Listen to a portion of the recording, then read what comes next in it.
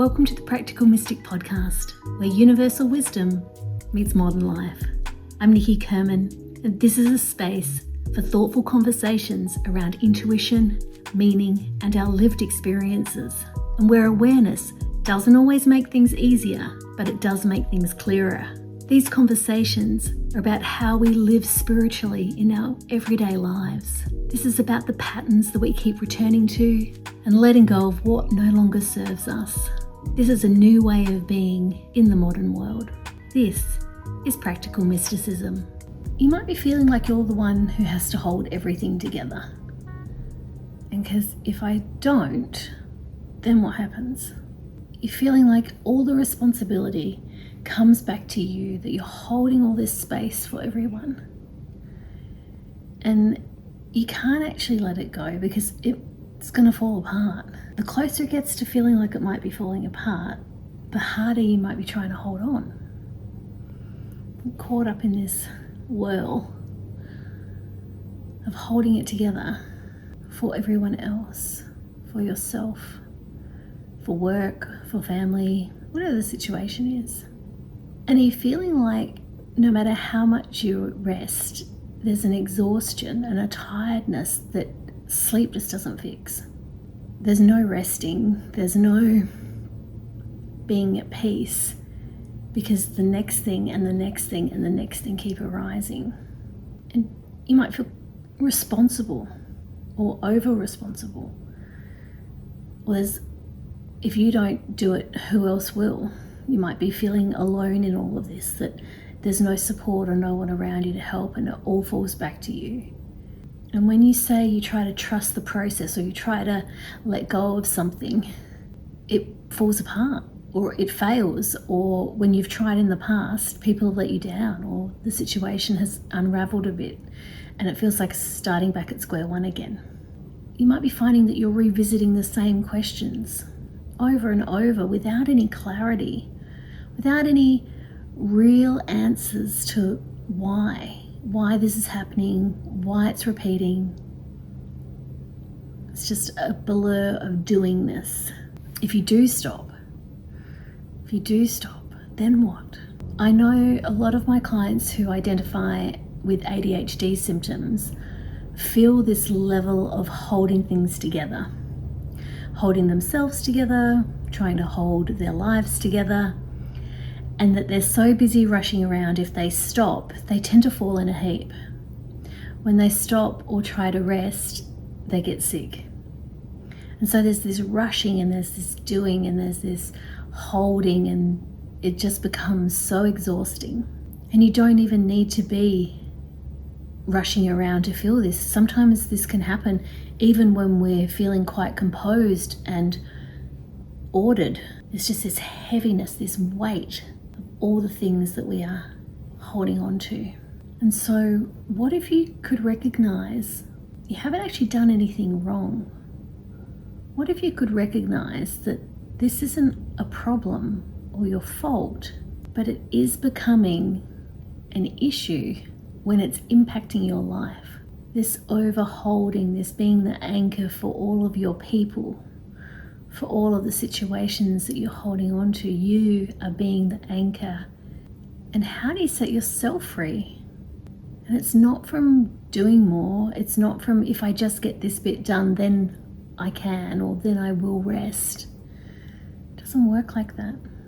The kind of holding that you're doing can make you sick, can make you really unwell, because the holding is sometimes getting in your own way, and sometimes even in the way of the people that you love.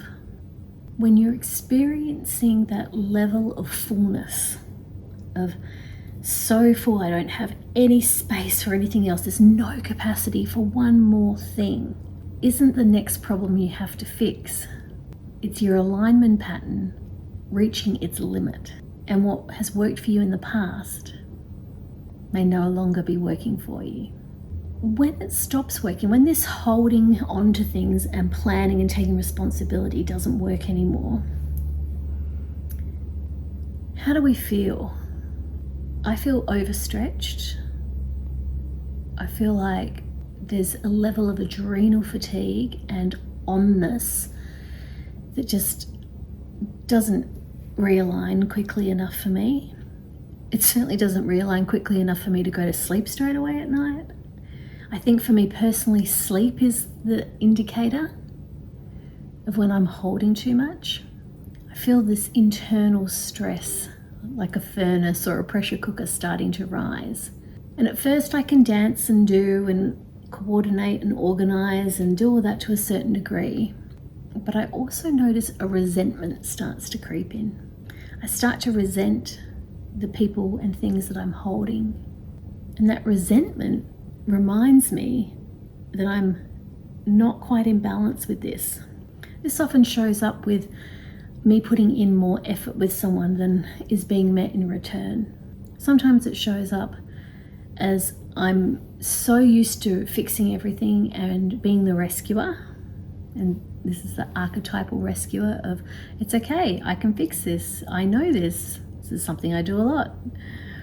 And of course, in that rescuer state, when I'm holding on to things, I'm also attracting victims, people who need rescuing.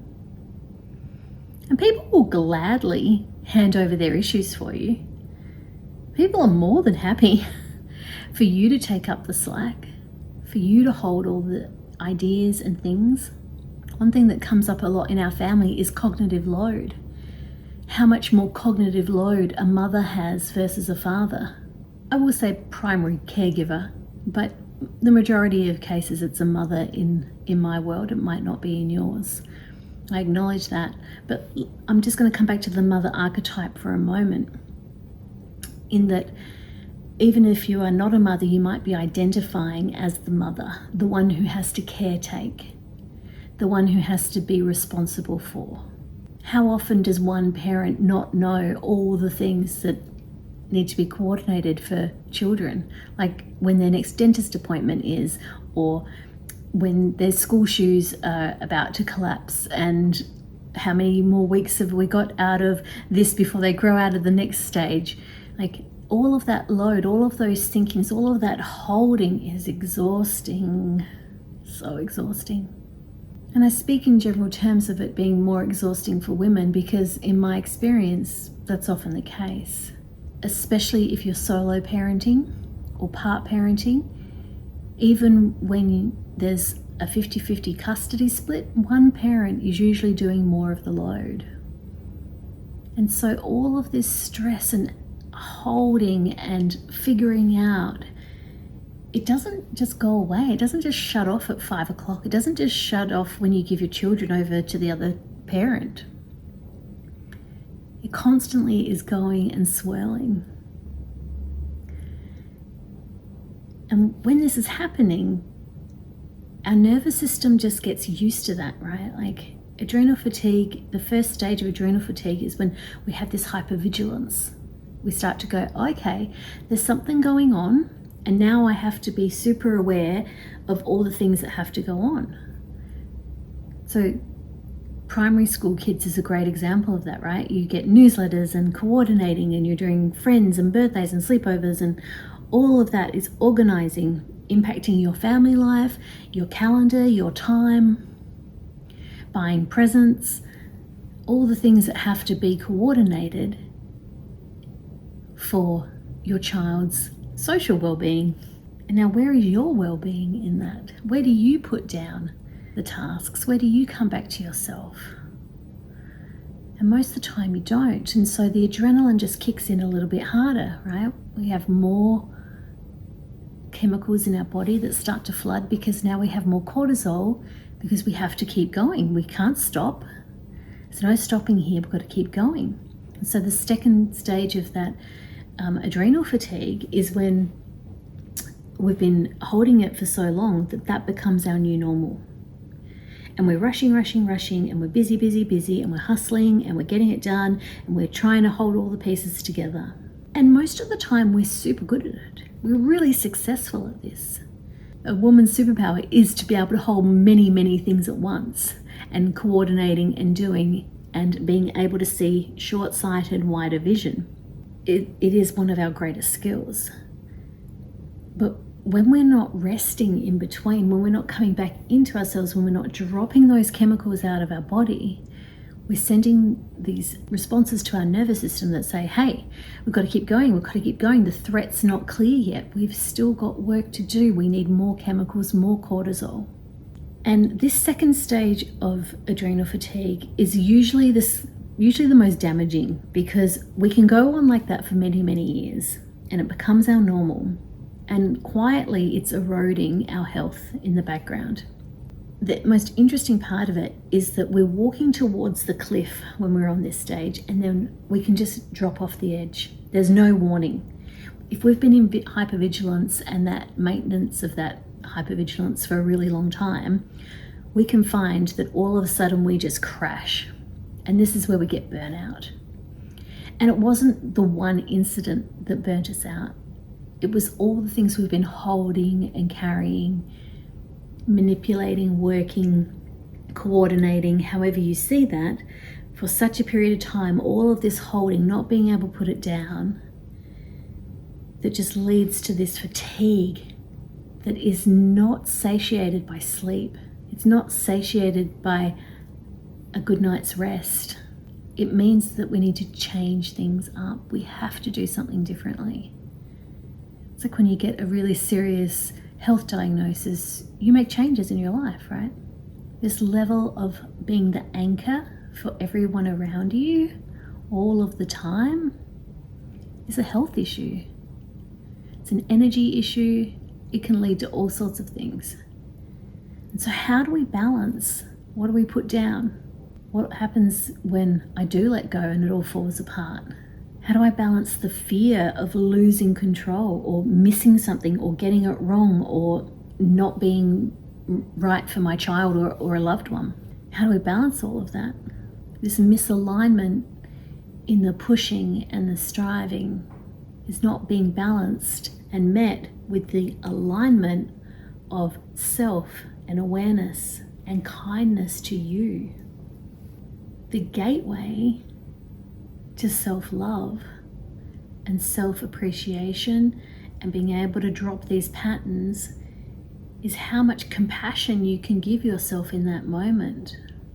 If you were witnessing a friend do this, if you were watching your friend running ragged, burning themselves out left, right, and center, and then things started to drop away and fall apart, would you be criticizing them? Would you be understanding? Would you can say, oh wow, I see you've got so much on? Or are you leaning into even more load for them by being disappointed in them when they miss something? How do you support other people is how you're supporting yourself. Nothing is perfect. Nobody can get it right 100% of the time. And some personalities lead more into trying and holding and grasping and doing it all. And some personalities are a bit more easygoing or carefree, but that could be seen as lackadaisical or lazy or not doing their part. Everything is how we perceive it, right? There's no absolute right or wrong, but there's so much social conditioning around this. There's so much stigma to not being able to hold it all. But when that holding anchor pattern is met with love and curiosity and space and gentleness and allowed to come back into alignment, it doesn't look like dropping the ball. It doesn't look like things falling apart. It looks like, and I can hold these things and I have space for me.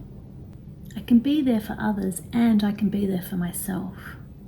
And this takes courage and it takes skill and it takes quiet time and some stillness to process this at first. And we can't just go from A to Z in an instant. We often need help along the way. And so if this sounds like you and you're interested in having somebody meet you where you're at and show you how my aligned method can get you out of that chaos and into a space of clarity and alignment, I invite you to come and have an aligned conversation with me. It's a free conversation, just to chat about where you're at, and if it feels right, what the next right steps might be for you, and how I could possibly support you in that journey. You don't have to hold this alone.